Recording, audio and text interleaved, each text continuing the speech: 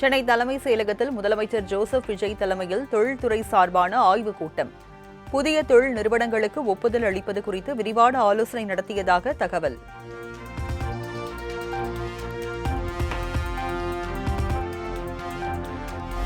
நெல்லை கங்கை கொண்டான் தொழிற் பூங்காவில் சுமார் 15,000 கோடி முதலீட்டில் மின்கல ஆற்றல் சேமிப்பு அமைப்பு உற்பத்தி ஆலைக்கான புரிந்துணர்வு ஒப்பந்தம். சுமார் 2670 பேருக்கு வேலை கிடைக்கும் வகையிலான ஒப்பந்தம் முதலமைச்சர் விஜய் முன்னிலையில் கையெழுத்தானது.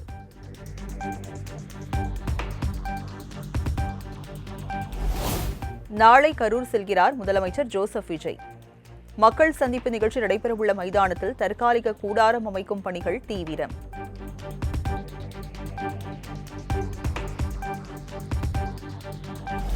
கரூரில் நாளை காலை 11:30 மணிக்கு மக்கள் சந்திப்பு நிகழ்ச்சியில் பங்கேற்கிறார் முதலமைச்சர் விஜய். நலத்திட்ட உதவிகளை வழங்கி உரையாற்ற உள்ள விழாவுக்கு 5,000 பேருக்கு மட்டும் அனுமதி.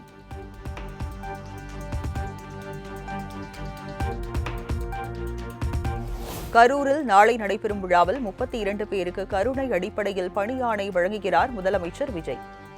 பல்வேறு அரசு துறைகளின் கீழ் பணியாற்றும் வகையில் 32 நபர்களுக்கு பணி ஆணை வழங்குகிறார்.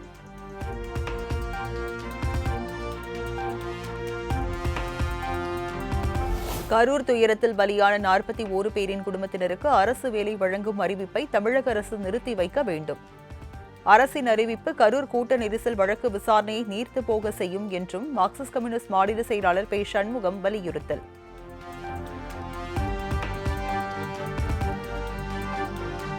கரூர் கூட்ட நெரிசல் சம்பவத்தில் உயிரிழந்த 41 பேரின் குடும்பத்தினருக்கு அரசு பணி வழங்க தடை விதிக்க கோரிய வழக்கு.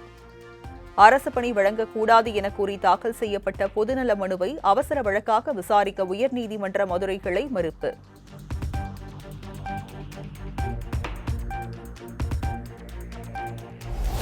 கரூருக்கு நாளை செல்லும் முதலமைச்சர் விஜய் 1,700 கோடி ரூபாய் மதிப்பீட்டில் தோல் அல்லாத காலணிகளை உற்பத்தி செய்யும் புதிய தனியார் தொழிற்சாலைக்கு அடிக்கல் நாட்டுகிறார். தொழிற்சாலையின் மூலம் சுமார் 15,000 பேருக்கு வேலை வாய்ப்பு கிடைக்கும் என மாவட்ட நிர்வாகம் தகவல்.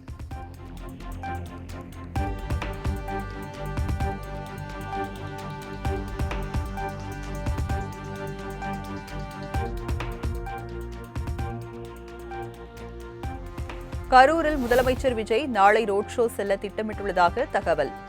மாநகர் பகுதியில் சாலையின் இருபுறமும் தடுப்புகள் அமைக்கும் பணிகள் மும்முரம்.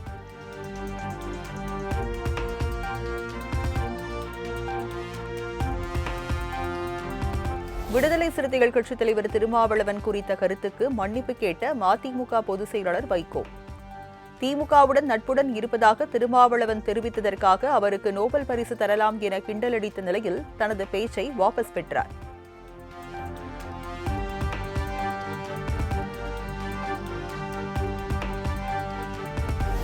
நடந்து முடிந்த சட்டமன்ற தேர்தலில் போட்டியிடாமல் புறக்கணித்து விடலாமா என்றெல்லாம் நினைத்ததாக மதிமுக பொதுச் செயலாளர் வைகோ பேச்சு. தேர்தலில் போட்டியிடவில்லை என்றால் கட்சிகளின் பதிவு ரத்து செய்யப்படும் என தேர்தல் ஆணையம் தெரிவித்ததால் போட்டியிட்டதாக செய்தியாளர்களுக்கு பேட்டி.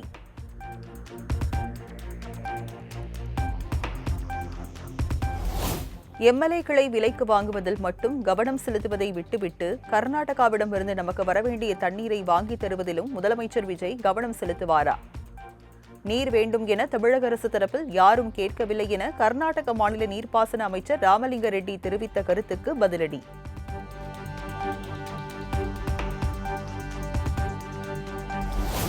தென்காசி மாவட்டம் ஆலங்குளம் அருகே திறந்தவெளி சேமிப்பு கிடங்கில் நெல் மூட்டைகள் தீப்பிடித்து கருகி போனது குறித்து உரிய விசாரணை வேண்டும். தமிழக அரசுக்கு அதிமுக பொதுச் செயலாளர் எடப்பாடி பழனிசாமி வலியுறுத்தல்.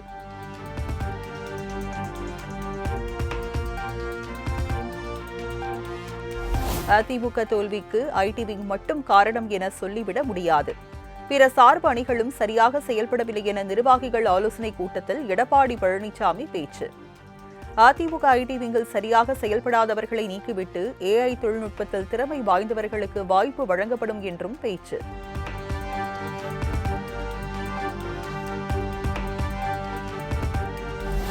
தவிக ஆட்சியாளர்களுக்கு விவசாயிகளின் உழைப்பின் அருமையோ அவர்கள் படும் கஷ்டமோ தெரியாது என எடப்பாடி பழனிசாமி கருத்து. விவசாயிகளுக்கு கொடுத்த வாக்குறுதியை தாவேக அரசு நிறைவேற்ற தவறிவிட்டதாகவும் நிர்வாகிகள் ஆலோசனை கூட்டத்தில் பேச்சு.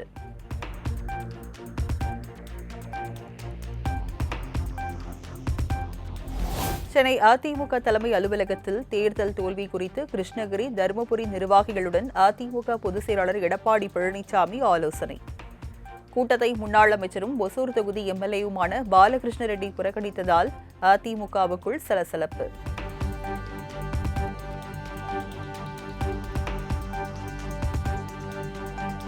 சட்டமன்ற உறுப்பினர் பதவியை ராஜினாமா செய்த அதிமுக எம்எல்ஏக்கள் ஜெயக்குமார், சத்யபாமா, மரகதம் குமரவேல் ஆகியோர் சபாநாயகர் ஜே.சி.டி. பிரபாகருடன் சந்திப்பு. எழுத்துப்பூர்வமாக கேட்கப்பட்ட கேள்விகளுக்கு மூவரும் கைப்பட எழுதி விளக்கமளித்துள்ளதாக தகவல்.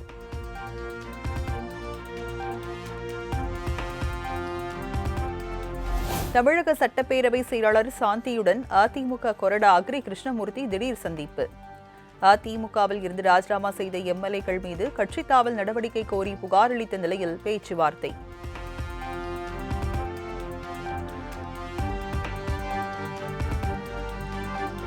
விழுப்புரம் மாவட்டம் திண்டிவனத்தில் நடைபெற்ற அதிமுக நிர்வாகிகள் கூட்டத்திற்கு முன்னாள் அமைச்சர் சி.வி. சண்முகத்திற்கு அழைப்பு விடுக்கவில்லை என குற்றச்சாட்டு. மாவட்ட செயலாளர் பசுபதி ஆதரவாளர்கள், சி.வி. சண்முகத்தின் ஆதரவாளர்கள் வாக்குவாதத்தில் ஈடுபட்டதால் பரபரப்பு.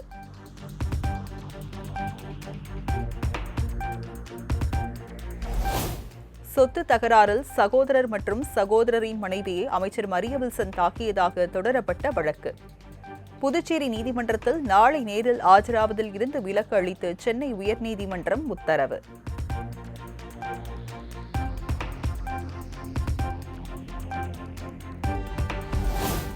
சென்னையில் தங்கத்தின் விலை காலையில் சவரனுக்கு 240 ரூபாய் குறைந்த நிலையில் மாலையில் 800 ரூபாய் உயர்வு. தங்கம் ஒரு சவரன் 1,06,560 ரூபாய்க்கும் 1 கிராம் 13,320 ரூபாய்க்கும் விற்பனை.